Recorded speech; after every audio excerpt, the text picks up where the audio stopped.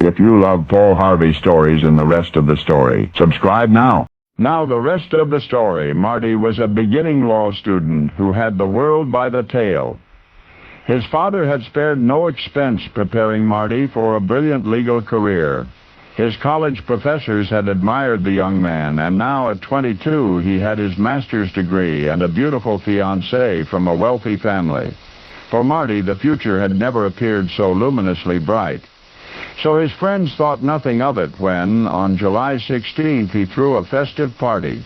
None but he had the slightest idea of why that celebration had been held. None in his wildest dreams might have suspected. Marty's friend Justice was last to leave, or would have been had Marty let him. But when the laughter had died away and the others had gone, Marty took Justice by the arm, sat him down, and began to tell him something wonderful. He, Marty, had been visited from beyond the stars. He, Marty, had had a close encounter.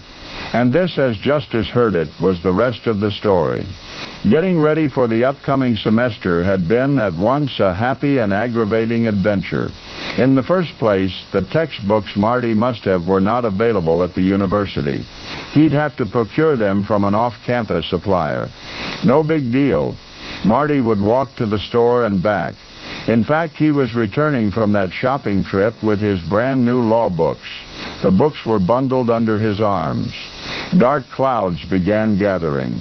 It was not so much that the clouds gathered as how they rushed together swiftly, majestically, with apparent purpose, until in no time the sun's light was all but blotted out. Marty remembered the odd chill that came over him as rain began pelting his coat, the otherwise almost dreadful silence that seemed to fall over the world. He looked up, strangely confused, and a moment later it happened. A blinding flash of light enveloped him. The awesome sound, like none other he'd ever known. A horrific explosion and a roaring echo. The earth shook and Marty fell, terrified. This had been his amazing experience. Marty's friend Justice, listening now, smiled. Marty must not be unduly alarmed, Justice said. What had obviously happened was lightning had struck close by, and as long as Marty was unhurt, there was nothing to worry about. Lightning indeed.